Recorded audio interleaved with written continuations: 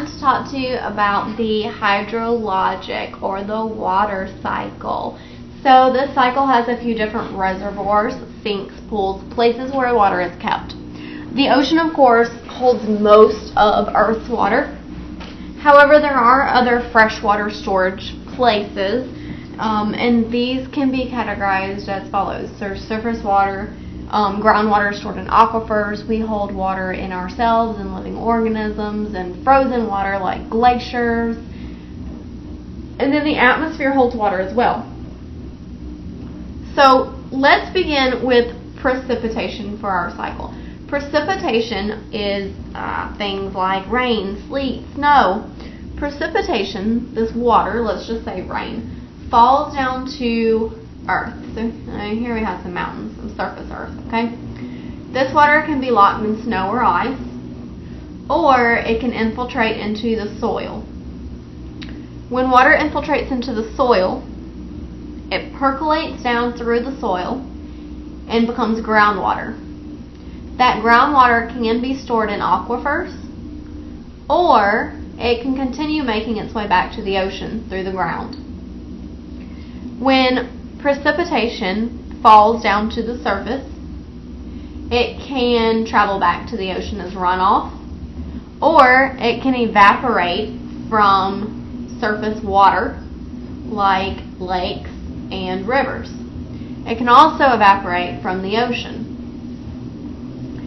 When water makes its way through the soil and it's taken up into the roots of plants, it can then transpire from those plants back into the environment. The measure of the amount of water moving through the cycle is used, it's measured through evapotranspiration. So evaporation and transpiration combined. Once water has evaporated or transpired, it condenses in rain clouds and then will precipitate back down to Earth. Of course, humans have quite the impact on this water cycle.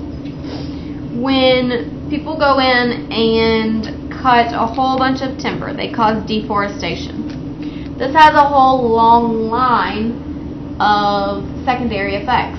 So by deforestation, we decrease transpiration, which decreases condensation, decreases precipitation, decreases groundwater. So it really slows this entire water cycle. If we allow those plants to regrow, or we replant the trees, it would reverse this. It would increase the amount of transpiration, so the water coming from plants. It would increase the amount of condensation because there's more water in the atmosphere. More precipitation, more groundwater storage. Another human activity that is harmful to the water cycle is urbanization. So when we do things like build cities that are full of roads and asphalt parking lots, we are reducing transpiration. We are reducing infiltration because there's now a lot of land covered in asphalt, either roads or parking lots or driveways or sidewalks. This increases the amount of runoff and wastewater. When runoff is increased because it cannot infiltrate or percolate down into land, then you have risks of things like flash flooding. The driving force behind this entire cycle is the sun, and Earth, we are on these questions down here. Earth is a closed system to matter, including water. This means that water does not leave the system, it's continually recycled. But if water is being recycled and it doesn't leave the system, then why are there so many places where humans don't have clean drinking water?